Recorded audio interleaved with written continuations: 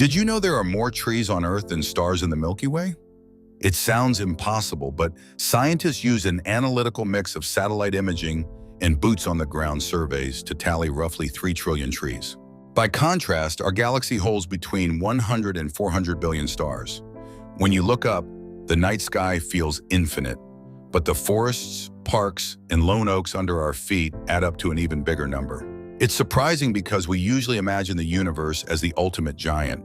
Yet right here on Earth, life quietly outnumbers those distant suns. That flips our sense of scale and reminds us how rich our planet truly is.